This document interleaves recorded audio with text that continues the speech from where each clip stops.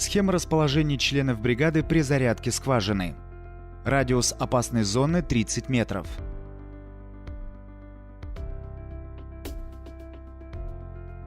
После окончания бурения скважины взрывник подает свистком предупредительный сигнал, один продолжительный. В темное время суток подача сигнала свистком дублируется световым сигналом от фонаря. По этому сигналу персонал бригады, за исключением лиц технического надзора, выходит за пределы опасной зоны. Водитель транспортного средства по ходу движения буровой установки, а машинист с помощником в противоположную сторону с целью охраны опасной зоны.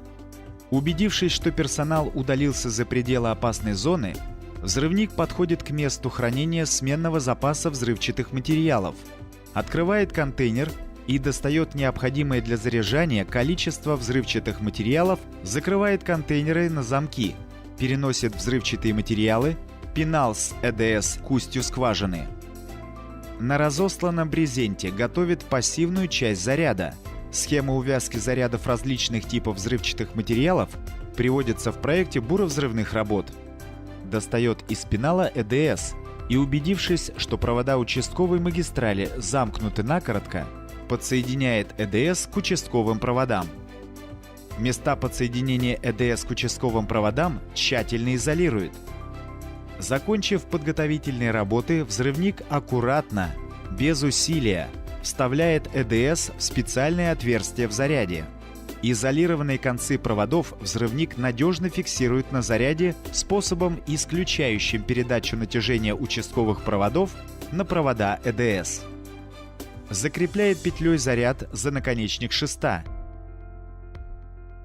Плавно опускает его в скважину на длину шеста.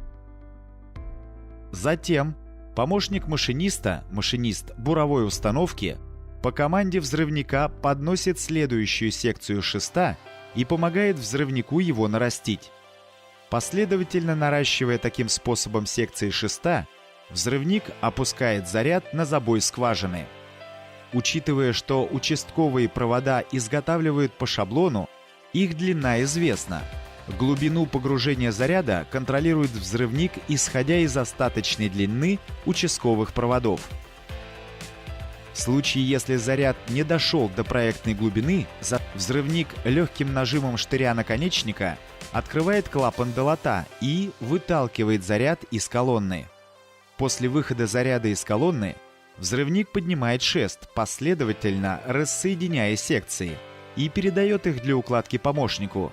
При этом взрывник следит, чтобы не произошел обрыв участковых проводов. После демонтажа шестов взрывник закрепляет концы участковых проводов на V-образную пружину, сматывает провода в бухточку и опускает в полость шнека. Пружина должна обеспечивать надежное закрепление участковых проводов в верхней части стенок полого шнека.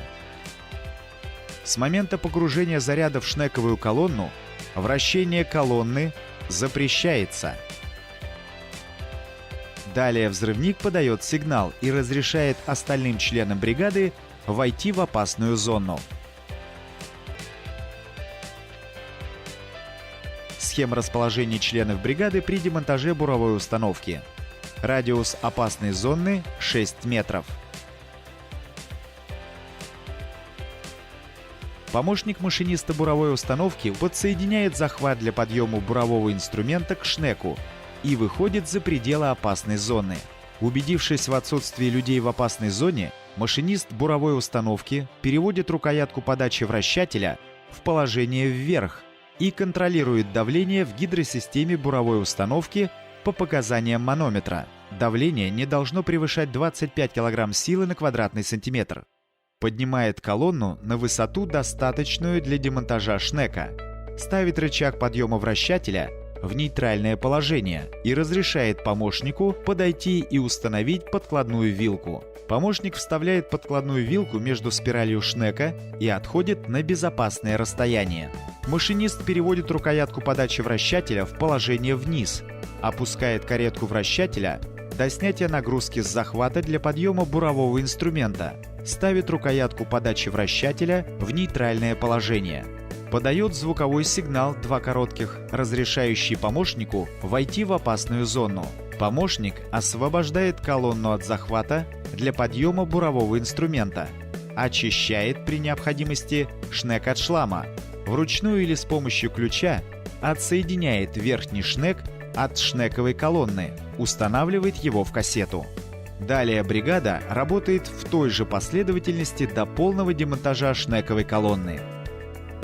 После демонтажа последнего полого шнека взрывник подхватывает участковые провода, вытаскивает их из полости шнека, устанавливает вешку у устья скважины, крепит к ней конец участковых проводов и обозначает их красной материей. После этого взрывник разрешает отогнать буровую. Машиниста буровой установки закрепляет буровой инструмент и необходимое оборудование на платформе буровой установки и вместе с другими членами бригады удаляется на безопасное расстояние. Машинист подает предупредительный звуковой сигнал и, убедившись, что в опасной зоне нет людей, укладывает мачту в транспортное положение, переводит рычаги управления в нейтральное положение, фиксирует мачту в транспортном положении. Водитель транспортного средства, убедившись в отсутствии персонала в опасной зоне, подает предупредительный сигнал и отгоняет буровую установку на расстояние не менее 10 метров от устья скважины.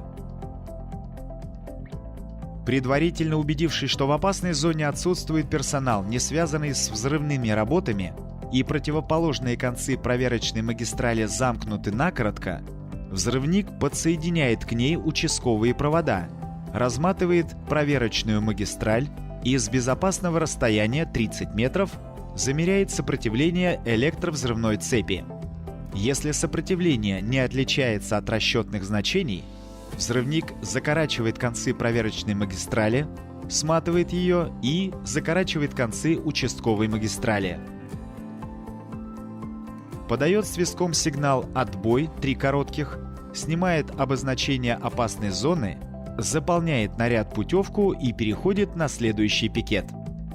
Получив сигнал «Отбой», водитель занимает свое рабочее место в транспортном средстве и, подав звуковой сигнал, предупреждающий о начале движения транспортного средства, переезжает на другой пикет.